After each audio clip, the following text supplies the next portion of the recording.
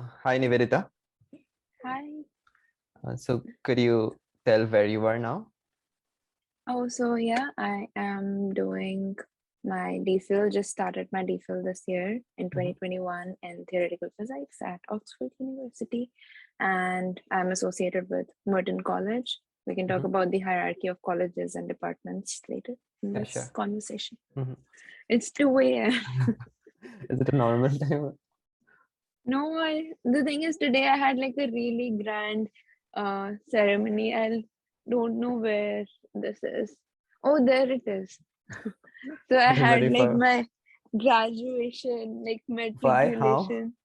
So this is like a matriculation ceremony specific to Oxford, where so Oxford is like so many traditions. Like we have to wear formals to the dinner every night. Like Oh, I actually am wearing a suit. You have to wear stockings and go for dinner. Like you do all your university like department work, and then you come back in the evening and dress up and go to dinner. so is this like a But dinner where you have dinner every day, or is it like some formal event? it's, yeah, this is a formal dinner. We used to have it every day. Now we have 4 days a week, so it's still Wow. like more or Okay. less every day. Is this But like a yeah, so di this is, how, Oxford dining or? yeah, it's Okay. like my college's dining, and we have to wear an academic gown with it. Like Oh, it's a okay. robe, so it's like complete Harry Potter Hogwarts vibes. vibe. Yeah. Yeah, I Yeah, see the so reason. like this is a ceremony where they're officially like you're allowed to wear this scholars thing, But you you just know, an joined, right? official.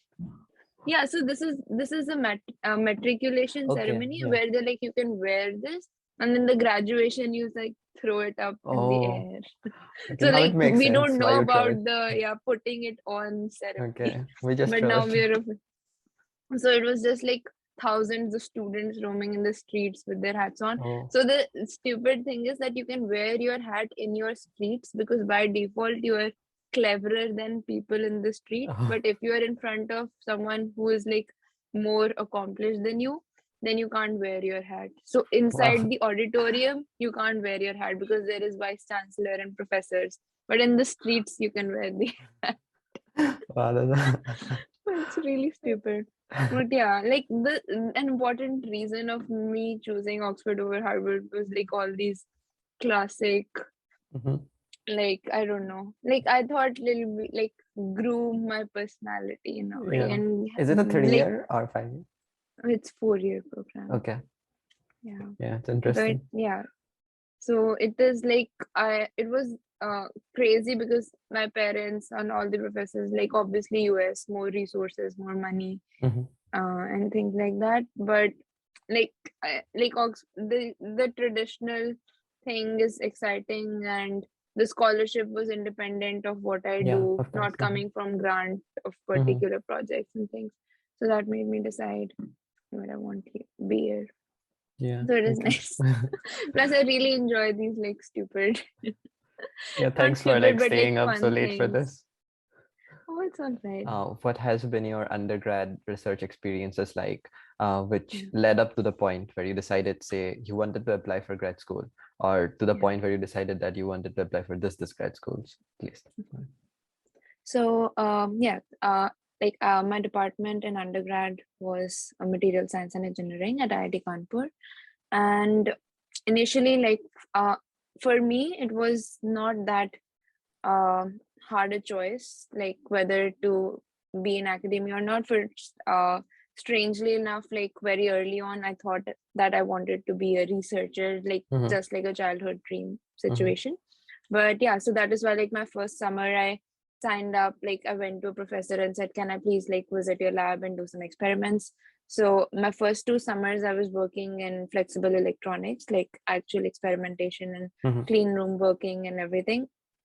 So the first summer was more like exploratory thing where I was just associated with the lab, and the second summer I officially took up the Surge project Mm-hmm. under the same lab. So Surge is a program under IIT Kanpur. Mm-hmm. You can look it up.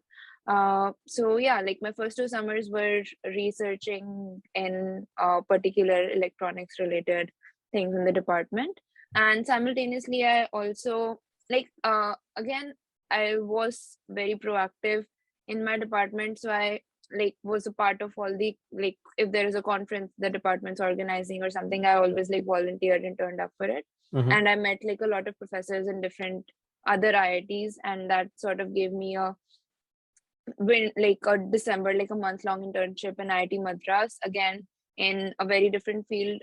It was high entropy alloys and like characterizing them and like synthesizing them, characterizing them, finding what they can be useful for and stuff. Still So like again, it was in also, experimental material science. yeah, again an experimental thing. So again, like material science and engineering is mostly experimental and partly computational. So these were like my first 2 years where I was trying to be very actively involved with the department. But like towards the end of this, we had like compulsory courses from physics for the department, where I realized, okay, this interests me and I should explore this too.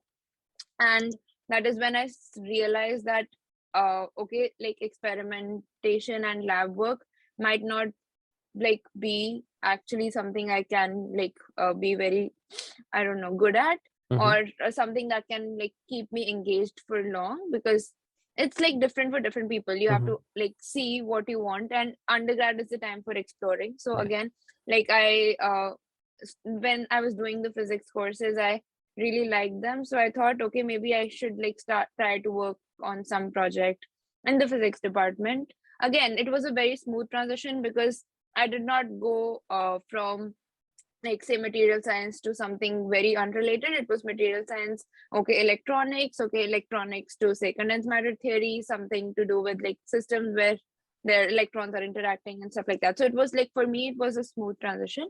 So yeah, in the physics department again, like so this was like first 2 summers I was associated with material science department. The third summer I wanted to do physics, I wanted to research in physics, but my only background was a couple of undergrad coursework in physics and some reading things with faculty in my institute.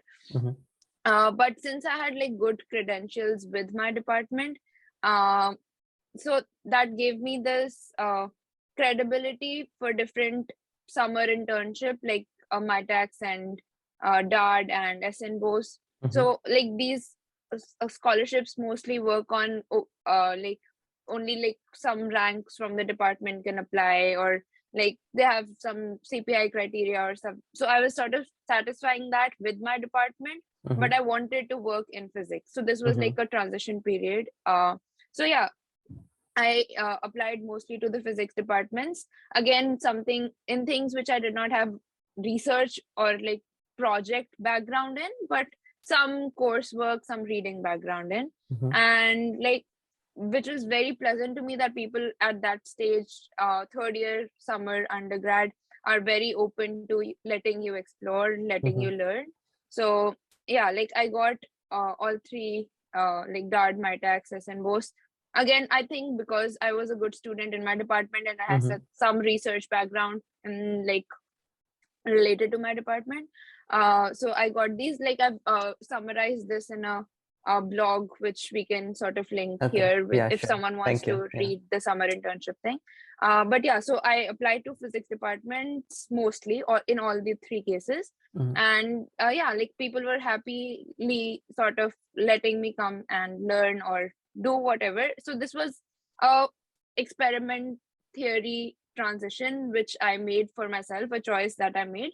And I ended up in like Harvard condensed matter theory group. There it was like I was working with the PhD in the group on like just me and the PhD student on one particular project that our professor assigned us to. So this was like the third year summer research, which sort of helps you in your grad school application. And apart from that, so this sort of led to an archive paper, I think, again, because you asked me the research experience. But apart from that, there were like UGPs and like seminar courses or projects that I took up within like IIT Kanpur.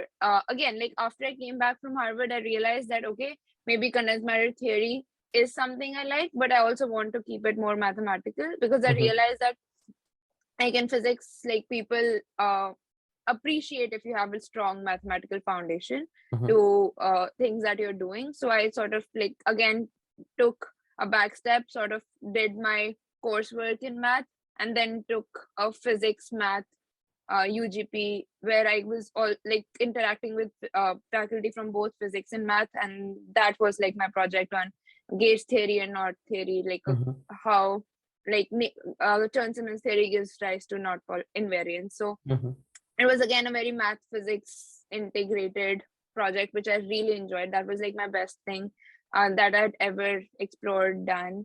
So yeah, like it was a transition from say this situation to physics math, like experiments, to physics math theory.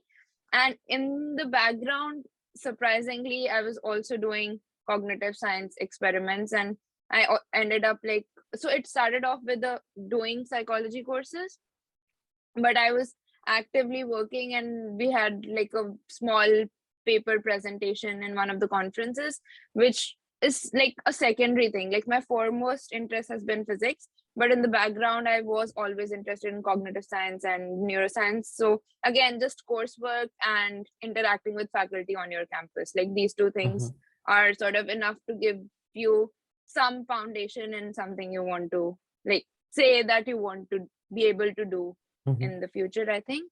So like yeah, in my undergrad years, briefly, like UGPs, summers in different places, and yeah, like mostly interacting with faculty on my campus in different fields, mostly officially taking it as UGPs, sometimes also as like unofficial projects.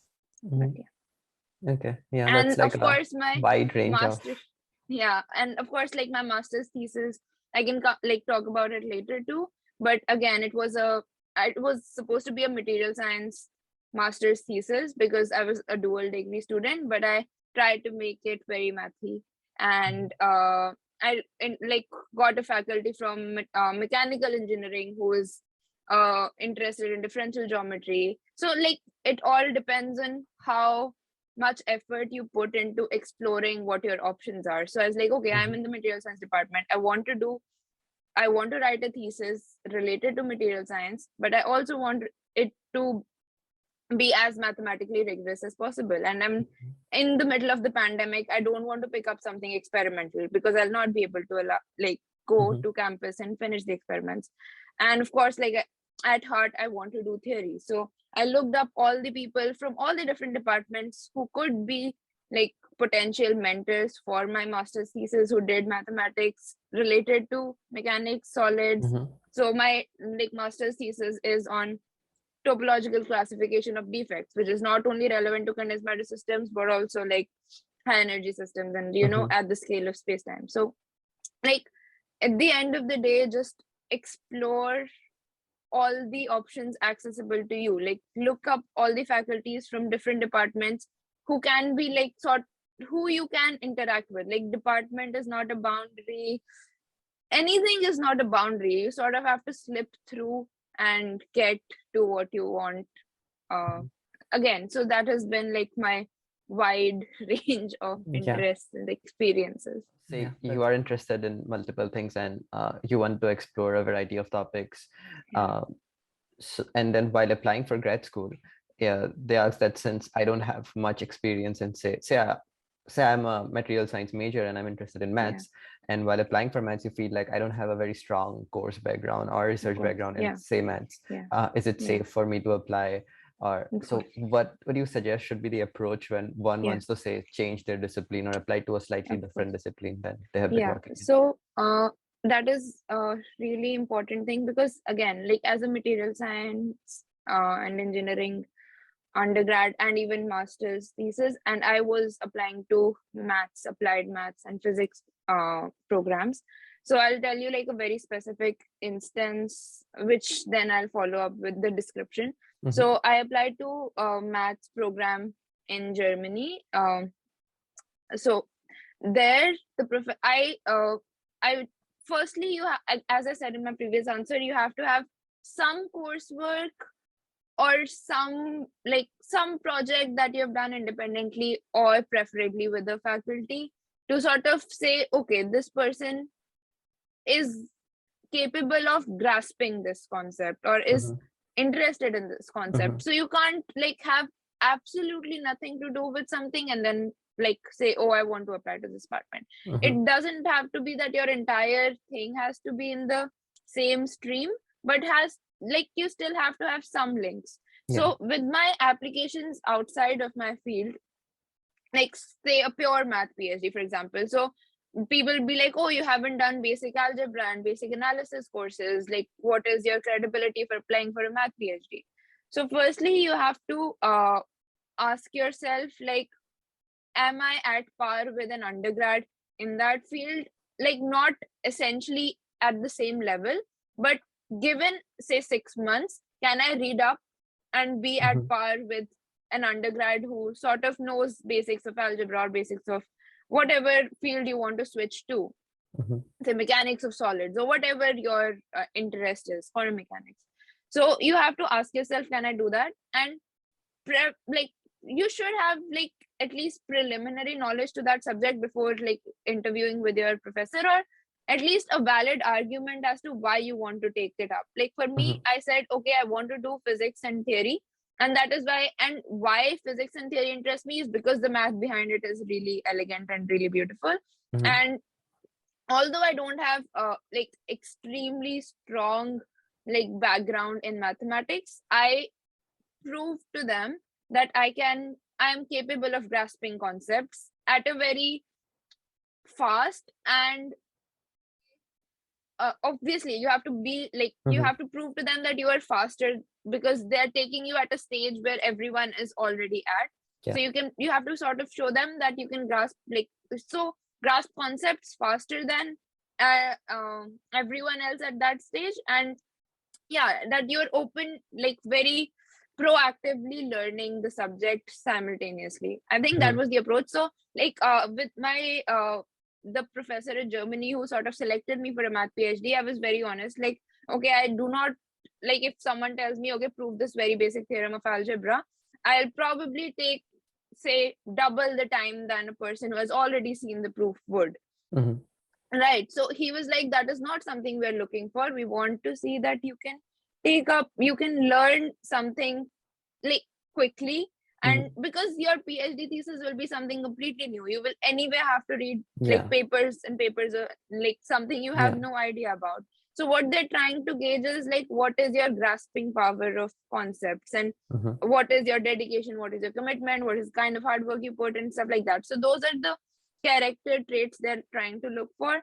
And while I was presenting my math talk to a faculty in math, they sort of saw that, okay, maybe she's not done these courses, or maybe she's not like researched in math, but she can like understand and explain like a very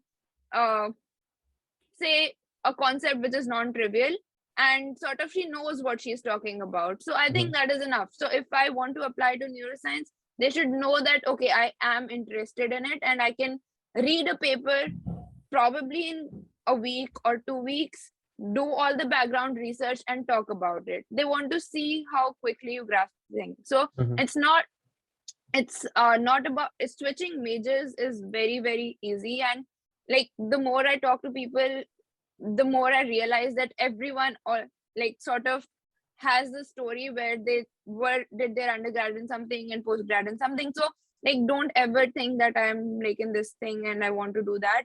Just know that during your undergrad you have enough you have given enough thought to the fact that you might want to switch. So you sort of prepare yourself that, okay, I have the required courses. Okay, if it is too late for courses, can I take a project? If it's too late for a project, can I sort of like read it on myself, read papers, and sort of be able to, talk about and present my interest in a streamlined, coherent, and discrete way. So yeah, I think that was it. Yeah. So like, as long as you are able to motivate why you are applying to a different field, and the fact that you at can like catch different up stages, is, courses, projects, or independent like readings and interests. Okay. Like, Also definitely like knowing that there are people, for example, like you, who have made it also probably helps like people to pursue similar paths. Okay. So once you realized that you wanted to apply for grad school and this programs, so what was the timeline like for various preparation stages? So yeah, I personally think I was a little late. Like in the summer of the year you're going to apply, you have to sort of start having a sketch of the things that you are going to look for. Make an Excel sheet. Like I made an Excel sheet of the program, like the colleges, the potential colleges I want to apply. Then in each college you look at, like for me, because I was looking for a more interdisciplinary structure, so for each college I had to look at different departments I could potentially go to, and in each department subgroups and professors. So you have like make a sort of tree for yourself, and then start like looking at particular professors or particular people. So this is all like your summer work, like late summer, like pre-August I would say is the safest. August is still like late. So that is what I did, like looked up universities,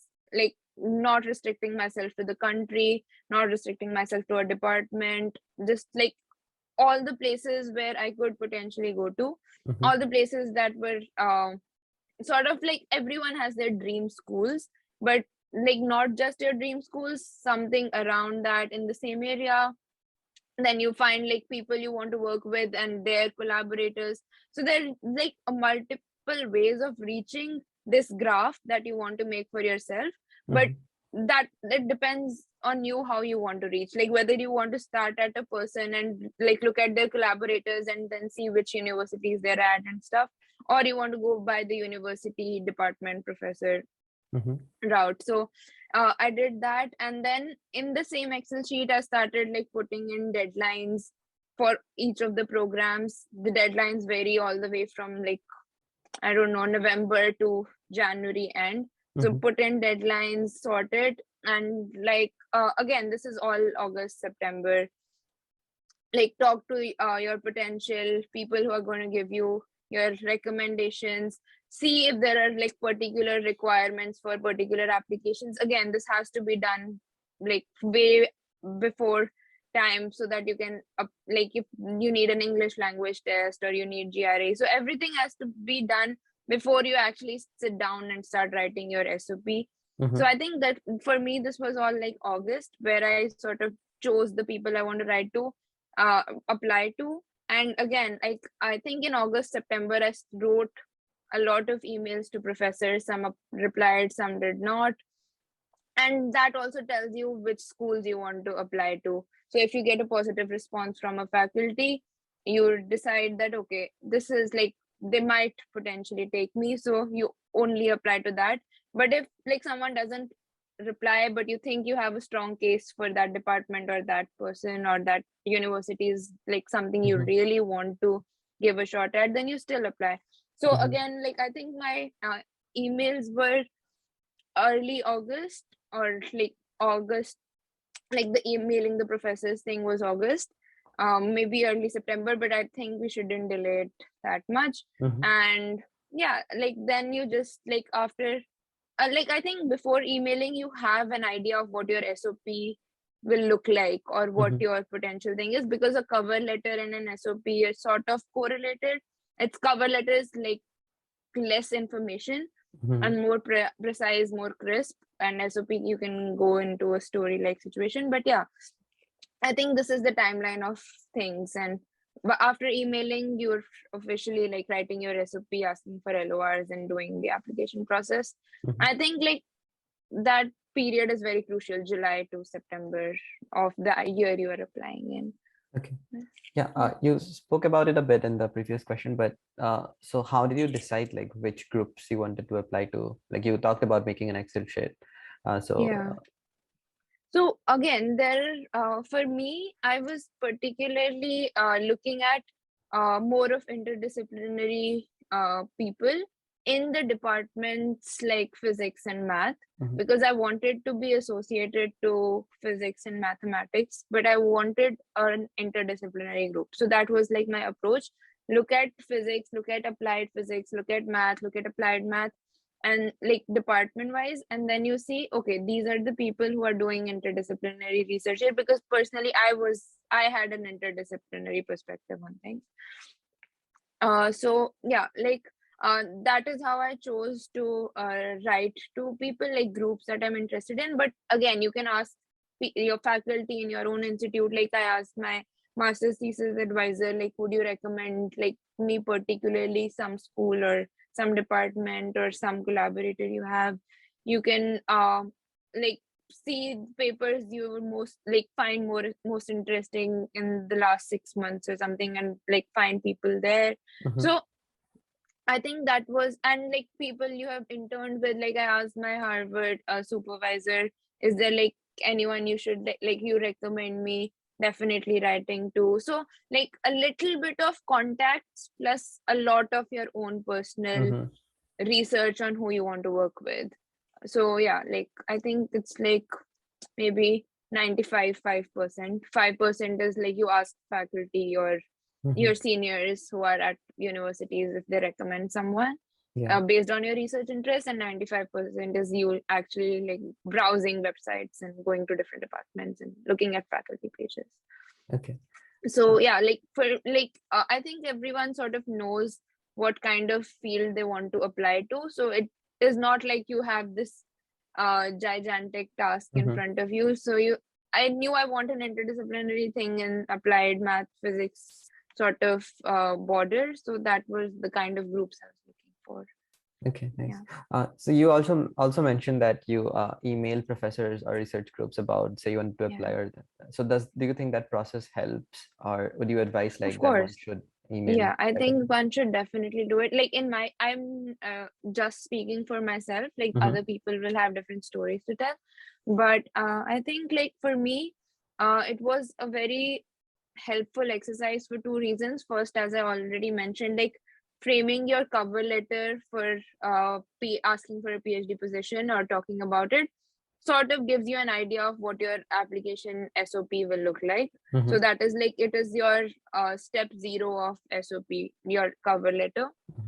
And secondly, people who do respond well to you might actually like okay, so the success rate of getting a positive reply for like these kind of like emails, like a PhD position in your group, or like inquiring about like graduate studies in this department, or all like these kind of things, is pretty low. Like not everyone responds. So you say like, I think I wrote like 20 emails and I got replies from say 5. So it was like sort of very distressful because you're writing and you don't get replies. But yeah, like people who do reply actually like will push your application to the department a lot, because if you end up having a interview with the professor before your application has gone into the university, then I think it like helps incredibly. Because, or not just an interview, like just a positive response that, oh, I like your application, please do apply to the university. Or they have like a 5-minute talk with you over Skype or over Zoom. So in my case, like the acceptances I had were from people like who, the professors who I had like a positive response with. And it gives you the idea of like whether this department is actually like, it gives you a very rough estimate of should you apply to this college or should you like pay for application to this college. If someone responds positively to you, then you're 100% going to apply to that place. If someone does not, then you like have like these successive tests for yourself, like is this like, do I want to really go there, and other things that you want to consider. But if a professor replies positively to you, then you know that you're going to like really go for the application with like 100% of your potential. So I think like for me, the emailing of professors definitely was a very positive and fruitful exercise. Okay. Yeah. So how does the funding scenario work for the groups that you applied to, both in US as well as in Europe? And just UK and Europe. So I think like one thing you should definitely sort of take as a rule for yourself, that if you are going for a PhD, I'm not saying for masters, you will definitely not pay the fee, and you will be funded and you should get a stipend. That should be your personal like rule that you're not going to pay for your PhD. I made it for myself Mhm. that I'm not going to do it. And in US, I did not end up going there, but I think like if you were applying for a PhD position, at least in theory, like I applied to applied math or physics programs, there most of the acceptances sort of come with an implicit funding clause that you will be funded under this and this, or you get funded through your professors, like project grants, you get funded by research assistantship, you get funded by TA-ship. So this is like the US side of the story, where your funding will come through a source, and they'll probably like, you probably don't have to apply. You can apply under a grant, like, this professor has this grant and you want to work on this project, so you can like have a very focused application to it. But I think like more or less like PhDs that like offers that I got came with the like a funding thing by default. So I did not like actively had to apply for a funding. But in Europe and UK, it's similar. There are a lot of scholarships, a lot of programs which fund you. So again, like you just have to research for each university, each college. But the UK situation is that your scholarship, like the scholarship I got, which is also one of the major reasons I chose UK. I don't know if this is the right stage to mention it, but why I chose UK was that my scholarship, the stipend I'm getting and my fee payment is independent of my department. So the scholarship is independent of what I work on, who I work with, and what department, like what subgroup of physics I am associated with. So it is the scholarship is not because I am doing a teaching thing or I am doing a research assistantship. The scholarship is independent of that, and I think most people in UK end up getting associated to one or the other scholarship, which is independent of their work. It might come through the department, it might not come through the department, it might come through like a sponsorship or a lot of scholarship situations. Again, the best thing is to go to your university and see the funding page and see what are your options. But yeah, in my case, I did not have to look for fundings aside from my application. Like application itself contained the funding situation. Even for Europe, the offer entailed that okay, you'll get this and this much stipend. Like in Germany, you don't have to pay tuition fee, so they're just giving you the stipend.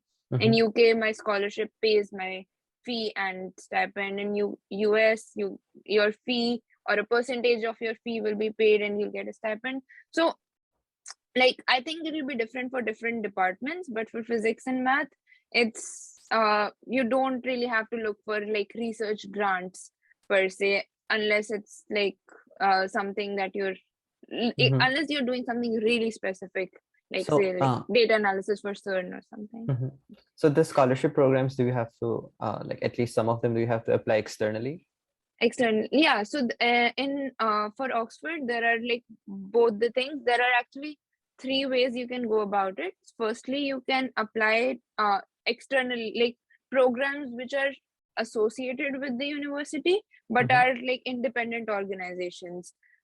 So that is like your application to the scholarship will be completely independent of your application to the university. Again, like the list will be present on the university website, or you have to look it up like on I don't know what is the best place apart from university website to look up for like fundings, but yeah, they're probably very famous things which you would have heard of from your seniors or something. So I think like Google is the place to go to. But yeah, so this is the first situation where your application for your scholarship is independent of the application to the institute. Then the second situation is that your application to the scholarship is inbuilt in the application to the institute, but you sort of have to write a separate personal statement applying for the scholarship or why they should select you for this particular scholarship. So this is the second situation. Again, like when you're doing your college application, you will know that okay, they'll be like, oh, if you want to apply for this scholarship, like this is the link to go forward with it. So they're like this inbuilt application. And the third thing is you just apply to the department and they see, okay, you are eligible for this or this scholarship or this program, and they'll sort of like send your application through the internal route. So there are three things, and I think you should like explore all three of them and not lose out on any chance for getting funding. Yeah, but so yeah, the deadlines for this could be different from the actual application. Yeah, deadline, like the independent ones are like very different, so they're very early on. So like, for example, I think if you want to apply with the scholarship, you have a separate, say, deadline of say 21st January, and if you don't want to, if you apply to a later deadline, say 19th of Feb, then your name will not get added to the people who are getting considered for the scholarship. So yeah, like the dates and everything, again, all of this has to go in the Excel sheet you are preparing for yourself on what colleges, what are the deadlines and stuff like that. So yeah, that's a good point. Okay. Is there anything else that you'd like to specify regarding the application specific to Europe that's unique? Or so yeah, I think Europe and UK have I think like applications to UK are similar to US, where you're applying to a university at a particular platform on the university. But Europe, I just applied to Germany, like one college in Europe, but I'll just explain how that is different, because that is a more personalized selection. So it's not like you're applying to the university. Of course, there are still deadlines, because they can intake students only at particular times of the year or in particular batches, but you're applying to one professor. Like, again, in that email process where you're like a position, like request for position or inquiry for PhD position or something, you will know what, if you end up having a conversation with the professor, they'll tell you what their criteria is in an email or during a Skype talk. So in Europe, your professor decides how he or she wants to interview you, and they decide what will be their selection criteria. They decide like what they want to evaluate you on, what they want, do they want recommendations sent directly to them. So I think in Germany, it is like you choose a particular group and then you talk to the PI of that group, and then it's like the evaluation is in the hands of the person you're applying to or the professor, like whether they want to take you in their group. It's not like you're applying to a department and a spectrum of faculty will evaluate your application, which was what was the case in US and UK. So in Europe, it's a more sort of targeted I think approach to who you're going to work with. Again, in Germany too, there are like applications at the level of university, at the level of a cluster of universities. So there are all sorts of things like professors, universities, clusters of schools. So you should like just search for what you want. Like I remember, like for Germany, I just went to like the Max Planck Institute's list, all of them, and saw, okay, these are the Max Planck Institutes which do research and what the things that I want to be working on. And then I like got 8 of them which were like, okay, I can be in any one of these. So then you see, okay, what are the groups in these and who are the professors in these, and sort of again like just make a flow chart and narrow your thing down to who you actually want to apply to. Okay. Slightly related to funding, that you were mentioning that the application fees, which are quite high, and is a worrying factor for a lot of students, given that it's $100-$200 per college. So you mentioned that there is a way one can waive them. Could you like to elaborate on that? So I wouldn't firstly, I wouldn't recommend applying to a lot of schools. Like you have your target or your dream schools and you have your safety schools, but don't unnecessarily apply, because it's a waste of your efforts. And the more targeted and more focused your approach to application processes, the better results you'll see. Like, there is no point applying to say 20 schools. I personally feel that.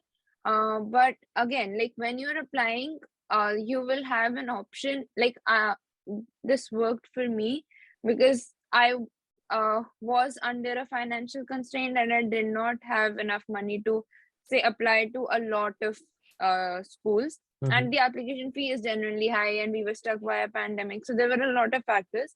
But what I do want to specify is that if any of these are a criteria for you, you should definitely consider emailing. So when you're applying, you will see there will be some admissions office, like contact us link below. You should definitely consider like saying request for application fee waiver, where you explain your story, explain where you come from, explain what your family background is or what your financial background is, and just drop that email. Just like put it out there, and they'll read it and they'll see, okay, if this is a genuine case, there is a possibility that they might waive off your application fee. And I think that this possibility, like at least people from like developing countries should explore to the maximum, because yes, we don't have like that much money to spend in applications or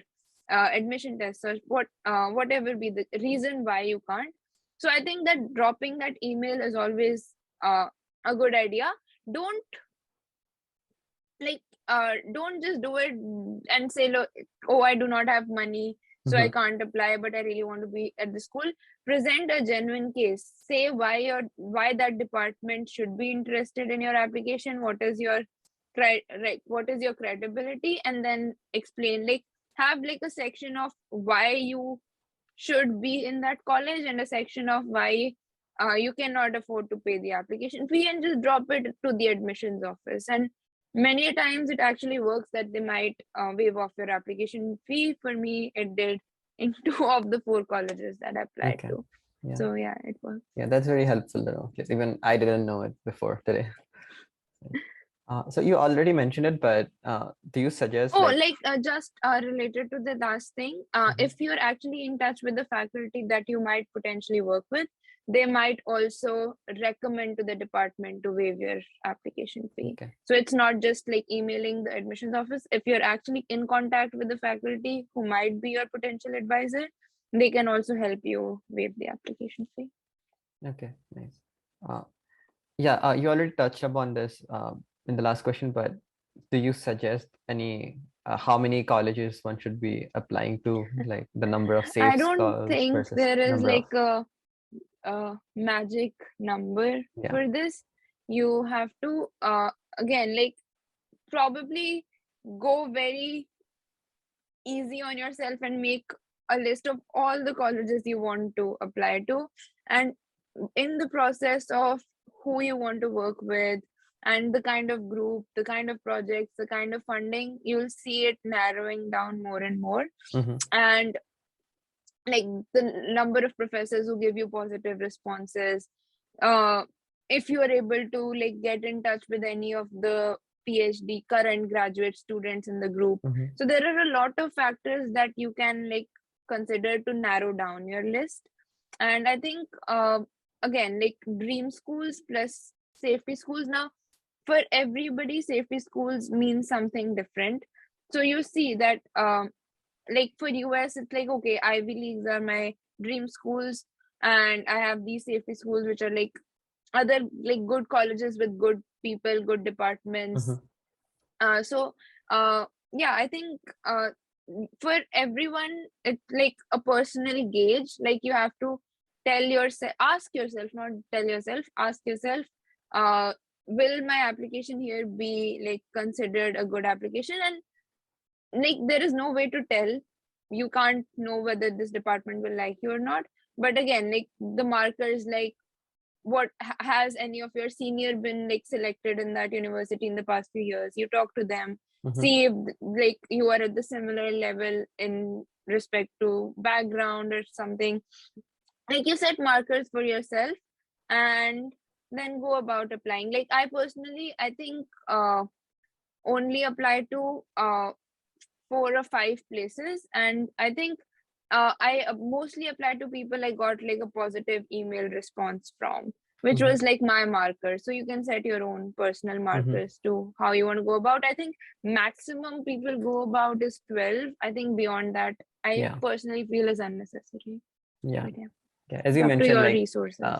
yeah, as you mentioned, like it should be more personally Focus. focused, and Yeah. that gets harder if you're like applying for a lot. So, Depends on all. yeah. Okay. So yeah, once all this is set, so the next couple of important things are your statement of purpose and your recommendation Yeah. letters. So I'll start with Yeah. the SOPs. So Yeah. what advice do you have regarding what one should be including in their SOPs versus common mistakes that one could make? Yeah. So I think like writing an SOP should not firstly be done as an overnight or deadline based thing. Like start your like LaTeX document for statement of purpose and like so what I did was I had like a main statement of purpose and then I had these particular statement of purpose for different schools and different Mm-hmm. departments. So you can divide it according to your background or your research, but I had like a general thing which included a very brief outline of my experiences, like researched in this, researched in that, got interested in this, did this, and like sort of a timeline Mm-hmm. of what I had done in the past 4 or 5 years. And I think this is like the crux where you like, oh, I know this, and like this is the crux of my like last 5 years. But in that you have to buffer with what makes you a good student, what sort of shows that you're hardworking, what can you say to prove that you're diligent, what can you say to prove that if you're faced with a problem you can get out of it. So I think it has to like the crux should be your academic or projects or coursework related pursuits, like I think. And like you have to buffer it with a lot of uh, what what makes you unique. For example, like, okay, I did not do well in this course, but then I like did this project, and then like for me it was a very story like situation. But again, like don't go to, so there is a big difference between like statement of purpose and your personal statement, or like where you describe what your story has been. So Mm-hmm. the statement of purpose has to be very crisp academically, or very crisp in terms of what your actual skills are. So for example, I said, okay, my experimental skills are highlighted in these things that I worked in, my computational skills are highlighted like this, my theoretical or mathematical background is highlighted by this, like not as these pointers, again keep it smooth. But yeah, like the crux should have a structure of something like that. And I think in the end you always like tell why you would end up being a good graduate student, which Mm-hmm. again you have to show, okay, I've like had consistent grades apart from this minor like bump, Mm-hmm. I've been hardworking, I've been parts of these groups, like it can be your like informal science discussion groups or whatever. You have to show that you're genuinely interested, and you're persistent. So whatever you want to highlight, you mention like a fact around it. Like don't say I'm very hardworking. Like Mm-hmm. you have to say, okay, my grades show that I'm very hardworking, or Yeah. my progress, like how I like started off at a low Mm-hmm. say SPI and CPI, Yeah. and like sort of work hard. This shows that I'm very hardworking. So there So should be if you're, specific personal examples yeah, like, for yeah, each generic if statement. you're mentioning a trait about yourself, try to back it up with some example or something. Just don't like say fancy adjectives about yourself. Yeah. So that is bad. Apart from that, I think like uh, again in the personal statement you can so what I did was that most of the colleges instead of like asking like upload, like they do ask you to upload like a statement of purpose, but they also have links to what they want you to specifically highlight. Mhm. So on the website where you're uploading, like there might be like a little question mark or a little exclamation mark, which you click on, where they sort of give you like these little pointers, which will be like 6 or 7 points they are looking for in your SOP. And Mhm. different colleges have like different set of questions. So you should definitely like click on the help button and see what they're looking for. If it's not present, try to just Google like statement of purpose, like not Google, just control F it on the applications page or something. Like you should know what this university is looking for in a statement of purpose, Mhm. and then write it accordingly. Like the skeleton of the thing will be the same, but you can try to answer like specific questions if there are specific questions mentioned. So I remember like a lot of times I particularly edited to cater to what they were looking for, like reassembled the paragraphs or restructured so that it matches what the university or what the admissions office is looking for in a statement of purpose, just to Okay. pass like that early criteria. So Mhm. just always look for help or information button, or somewhere it will be somewhere about what they want you to write in your statement of purpose. It Okay. always is there on like particular to the university, like the university always specifies what they're looking for in your Mhm. SOP. Yeah, So you yeah. also mentioned about the personal statement. So was that a part of the Yeah. application for all Yeah, the so departments you different applied? it's different for different colleges, but some colleges ask for your personal statement where you describe your journey, which can also be your academic journey, but where you get a chance to actually tell why you made certain choices, or Mhm. why you did not perform well in something, or what made you switch fields, for example. Or this is where you can be like slightly informal and also more conversational. Like as I said, like SOP has to be crisp. You can't like go around lingering about like, oh, I did this course and the teacher taught really well Mhm. and that motivated me. This is not going in your SOP. This can go in your personal statement. Okay, that my instructor for this course was like really good and they sort of initiated me into the field. And Mhm. you can mention it in a line or two in your SOP, but if you want to like really talk about it, it goes in your personal statement. Most of the universities don't ask for it, but if you're asking for it, this is like your golden opportunity to describe why you had a bad grade in a particular course, why you had a bad semester, suppose you had an injury, suppose something bad happened in your family. So the personal statement is where you tell the college that these are my academic uh I don't know credentials, which is in your statement of purpose about why they should take you as a graduate student. And your personal statement is something which sort of is a secondary appendix or an attachment to it. If there's something in your SOP which is like fishy, like they don't understand how this happened, that you can describe in your personal statement. Okay. Thing. But Nice. yeah, like you should always check whether your college is asking for it or not. Mhm. Okay. Uh, yeah, the next part of it is the letters of recommendation. So, Yeah. what would you suggest So how one should go about asking for it? So this is a Plus, really, really tricky thing, because you most of the students don't really think it through, Mhm. and they'll because especially the number of recommendations. Mhm. So you realize that you need three, Mhm. but you probably have been like working with one particular professor in your department or Mhm. college. So who are the other two coming from? So Mhm. again, just plan ahead of who you're going to ask for. And I personally feel that just having done a course and gotten a good grade is not a good, like it might in case of an emergency, but in general it will not be like a I don't know, enough for your grad school application. You should have had at least a project with that course, or at least something you presented related to that course, where the instructor sort of personally has interacted with you. Mhm. So I know that like letter of recommendation is not just okay, this person got A in my course, they asked good questions in the class, and they performed well, and yes, so end of the letter of recommendation.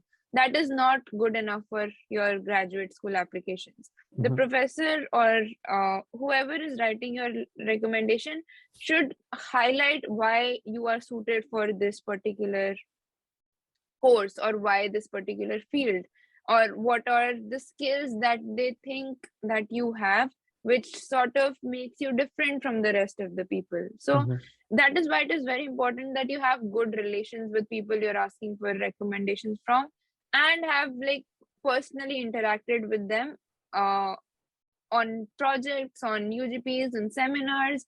Somewhere or the other, they should know that you are different. They should know that what makes you different, or at least, and like be very frank about it. Ask the people you think you have interacted with, worked with in your internships, in your courses, in your UGPs, and ask them that would you be able to write a recommendation for this particular school? Say I'm applying to physics under condensed matter, and I ask someone like, will you be able to recommend me for this? And you say, like, gently mention, like, depending on what kind of relationship you have with the professor, that you want it to be specific to this thing. Like, you don't want it to be a general recommendation. Just ask if they can do it. If you're not that frank, or if you think that there is a communication barrier, then you sort of ask them, like, can you recommend me to this program? Do you think I should apply here? Something of that sort. And you have to plan this way ahead. I think even before, like I said, like July is when you start thinking. I think like probably months before that, you should have a vague idea in your mind that these are the 3, 4, 2, whatever number, these are the people who are going to recommend me to my applications, and try to be more in touch with them through the next years. Like, it's not next few months, because it's not like you worked with someone like in the summer of your first year, and at the end of your 5 years, or like, oh, I will ask the recommendation for that project that I did. So they will probably write you a recommendation, but it will not be strong enough. So the keyword is getting strong recommendations from people who actually know you. And it is a sad reality that people like end up struggling with it, because most of the professor will be like, oh, I don't know you well enough to write you a recommendation. So because I think that is a very honest thing that professors do, because they don't want to write a weak recommendation for you. So they'll refuse to write one, and it hurts. So like, plan ahead, talk to them, and just know that you need a strong recommendation which highlights what makes you different from the other people, or other students who are in your class, or other students your professor interacts with. So I think that is important.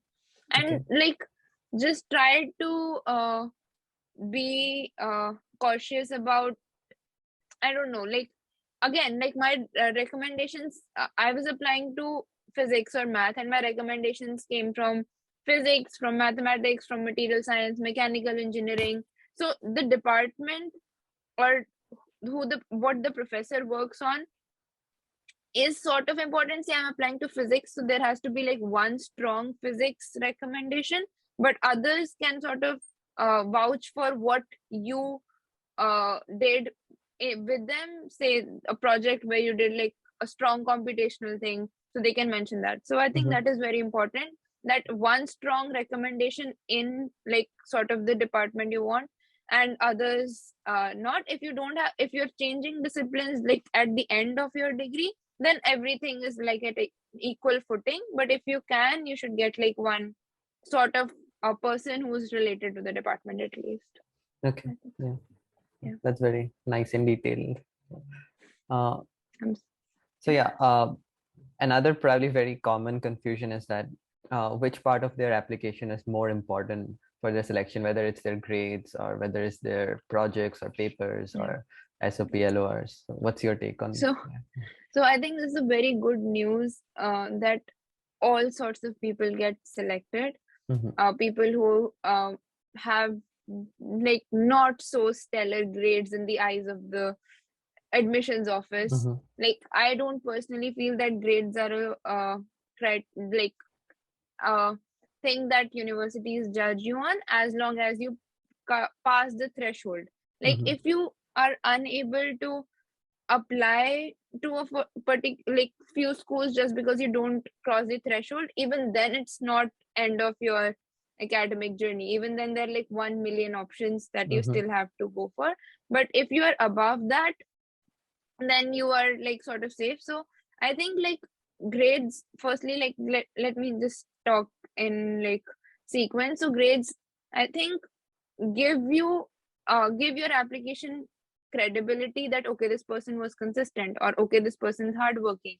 So it sort of gives you that marker that okay, but if you can show that similar trait through something else, it's good enough. So you don't have to like as long as you create the threshold, you don't need to have like 10 on 10s to get through something. As long as you can show what you want to show in your personality or in your I don't know, like your candidature as your thing in the grad school.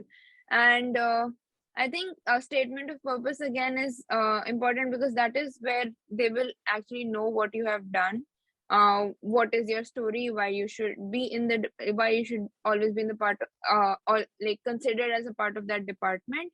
So I think always mention that, suppose this was like a thing that I always mentioned, that how I'm applying to this particular department because they have a very strong interdisciplinary thing. So always try to mention why you want to be in this school, or why you want to be in this department, or why you want to be working with this particular person if they have responded positively to you, or this set of people you've worked with. So again, like SOP will sort of direct your, so just imagine like you are putting your application in a box and it is going to go through different stages, and at every stage there will be some evaluation. So when someone reads your SOP and they're like okay, this person's interested in like this sub department or these professors, so they'll direct you to that, they'll direct your application to that field. So just remember that your application is going to go through a lot of processes and lot of circles and lot of uh, chain reactions. But so nothing is like going to be like, oh, this is like do or die situation, because if it fails at one stage, there is a chance that you will be directed to another one where someone be like, oh, this is nice about this person, so we still want to consider them. So I think like everything holds like more or less equal importance, like grades and SOP and what your past research background has been. But like again, like there are all sorts of people who get through, people who have not had a research background in what they want to apply, people who don't have very great grades. So just try to see how you can make yourself stand out. Like you have to make your application sort of visible to them. It shouldn't be one of the 100 pages on their desk. They should be able to like pull your page out and put it on like a separate pile. So you decide for yourself what is that going to be for you. If it's going to be your story, if it's going to be your research, if it's going to be that you're very deeply passionate about something and how you express it. So I think like as long as you can sort of make a difference and show that difference, it doesn't matter where that difference came from. Okay, I'm not gonna ask. No. Did you have to give TOEFL? I gave IELTS just for UK purposes. Plus, it was easier. So, like some universities give you an option between TOEFL and IELTS is simpler. Like you can practically do it with half a day of preparation. So I opted for that just as like my, and again mentioning like the English language requirement. You can all like, if you have a deadline and you forgot your English whatever test, you can always ask them that okay, my undergrad has been like the medium of education has been in English. Here's a certificate from my university. Can you approve for it? So again, that works. Like our institute, like IIT Kanpur, issues a certificate that all medium of all lectures or all the educational exchanges happening in this is English. and most of the universities might waive your English language requirement Mhm. with that.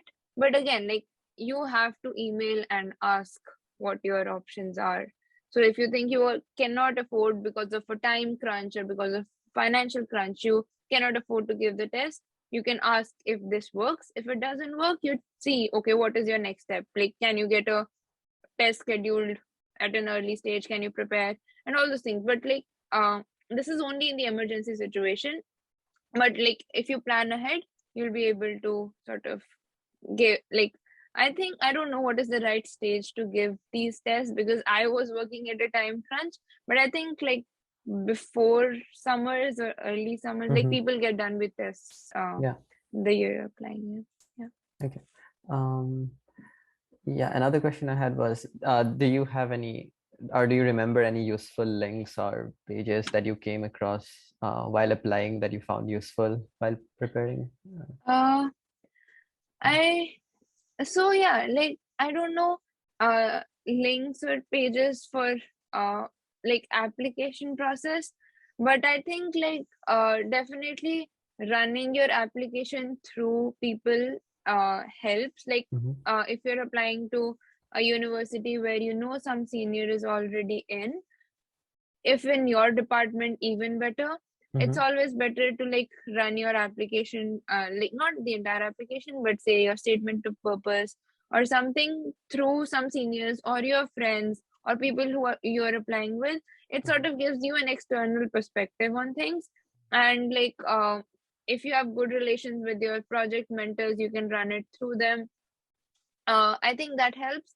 And I think, I don't know of any like particular links of how to write an SOP or something. Like, there are probably really good resources for that.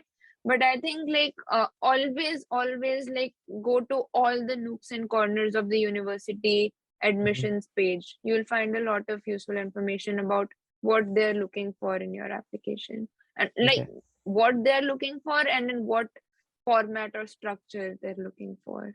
Mm-hmm. So yeah, I think like university website, like the admissions page or the Mm-hmm. prospective students pages are really helpful. Okay, thank you. Also, like, did you have to go through any interviews for your application processes?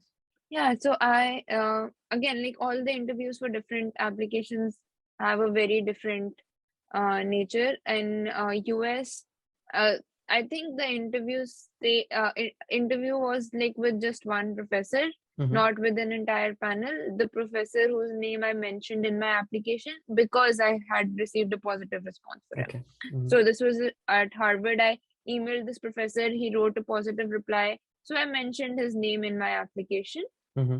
in the SOP, I think. And they most of the universities also ask you like the professor you potentially want to work with, three or four or two, depending on different Mm-hmm. universities. So there is a high chance that those professors might end up interviewing you before your application, during your application process, like after you submitted it, before you receive your decision. uh, but yeah, like, I had like interview at Harvard, just like one faculty who was most interested in my work and was not very technical, very conversational Mm-hmm. about what my background is, um, and why I want to be in their group, and things, more or less things like that, and what I want to work on Mm-hmm. potentially, and them describing what are the ongoing projects and things like that. So this was at Harvard. Another school in the US did not interview me at all during the process, and they sort of just directly gave me an acceptance. So these are the two instances of US. In UK, the interview stage was actually the most rigorous. I had four different faculty interviews, like four different faculty from the Department of Physics interviewed me, uh, more or less related in my like with my background in my field. But like, for example, I was in material science, so they had someone from soft matter physics also interview me, or someone who's working in liquid crystals interview me, Mm-hmm. a condensed matter theory people interview me. So they're like different, like four different one-on-one interviews for my UK application. And in my Germany application, it was like specifically one professor who asked me. So in my UK applications, it was again background and why I want to do what I want to do, and like more grilling questions as to what if the project I want to work on is not successful. Like, what if, like, after 2 years of work, I realize, okay, this is not good, like, not going anywhere. So they try to gauge what you will do in these difficult situations. So, like, for me, it was like more or less spontaneous answers. But for example, if you sort of know that such questions are incoming, you can prepare in your head like answers to like situational questions, like what if what you want to work on does not end up going well, or what if you why are you particularly interested in this, what if you lose interest in this after a while, and things like that. So they might put you in some situational questions just to see how you react, whether you are persistent enough, or whether you break down under stress and things like that. Like, they have personal markers which they want to gauge you on. And I, for my Germany application, it was so these are like general background, tell us what you have worked on questions, or explain something, like explain the results of your project, for example.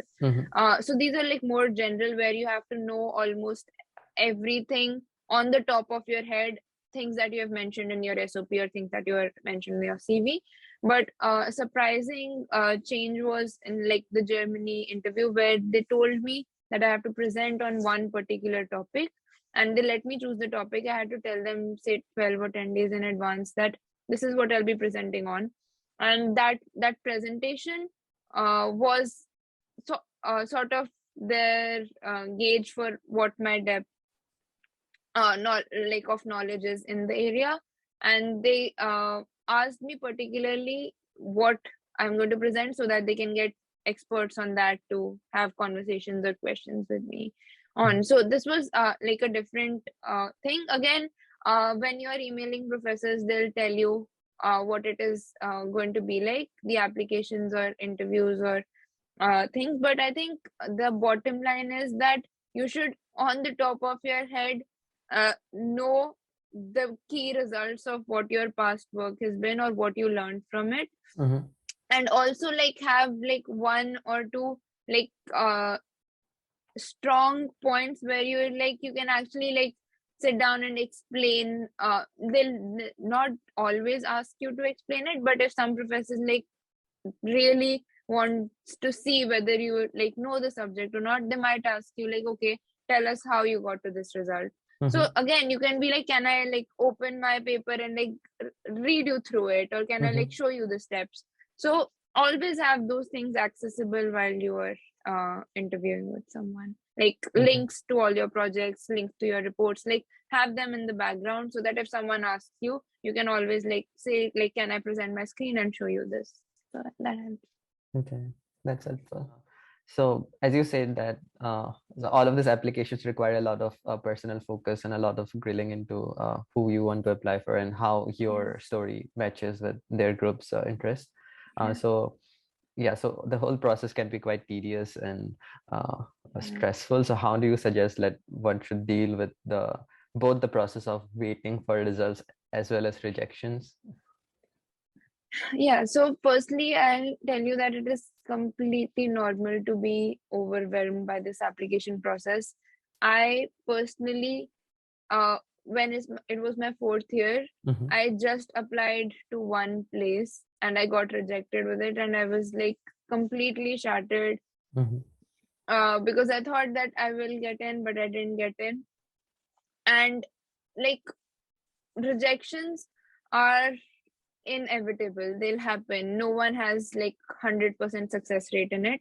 And I made the mistake of not planning ahead. Like in my 4th year, I did not plan my applications. I did not make a list of schools, a list of people. I kept on procrastinating till I was at the verge of deadline. So I think if you have sort of started that preparation ahead, it takes off the anxiety that is associated with the entire application process. But I think dealing with rejections, dealing with people not responding to your emails or dealing with people saying, no, I don't think you fit into our groups. It's just like keep telling yourself there is a place where you belong and you have to just keep trying to find it. So for me, like no one would have thought like, oh, she's like material science engineering undergrad saying she wants to do maths and physics, but also neuroscience. Like what kind of situation is this? So I ended up in the theoretical physics department. I'm going to research in theoretical neuroscience. I'm going to use all the maths I like, from topology to say complexity theory. I'm going to use all the physics I like and end up like working on something I'm deeply passionate about how the brain is structured, like trying to find a structure to function correspondence, like what is the structure which gives the computational power to the network or a graph. So at the end of the day, you have to find what you really want to do and keep telling yourself that there is a place out there where you'll definitely fit in, and that makes the process easier. So I think like I got rejections, I got, as I said, like I wrote 25-30 emails and got replies to 5. So that process should not even be a part of your thing. Your job is to just keep writing and keep applying and say like, can I ask for more information here? Can I talk to a grad student here? Like you should be proactively working towards it and not looking at how they are going to gauge you. So your job is to just present your best footing and present yourself in the best possible frame. And you get, there are always like 100 backup options. If not this year, then next year. If not PhD, probably an RA-ship.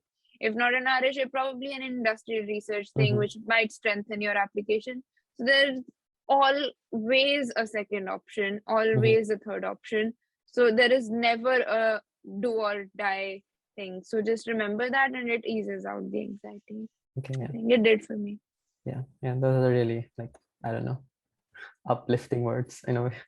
So yeah, do you have any final one-line advice or something? And can people contact you if required? Yeah, of course. Like you can contact me on Facebook. You can contact me via email. Like I'll drop all the links down below. And always a good idea to reach out. Like one thing I forgot to mention, like when you are again, like this was more of an application process centered thing, but there also be a lot of anxiety associated with the decision making process.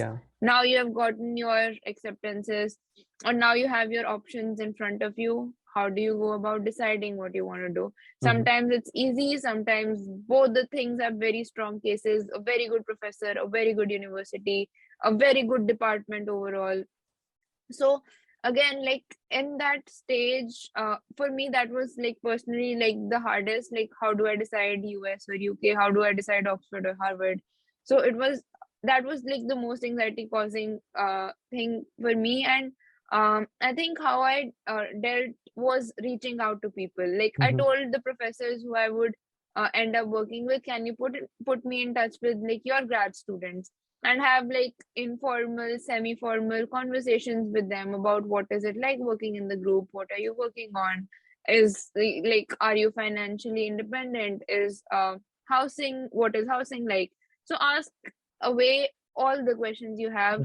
And if one person doesn't reply right to another, because people are busy, people have a lot of work to do, people have things on their head, but someone out there will be there to help you or listen to you or probably guide you at their whatever their competence is. So I think like it's always a good idea to reach out while your application, after your application, before your application, at whatever stage, just reach out to people. Okay, thank you.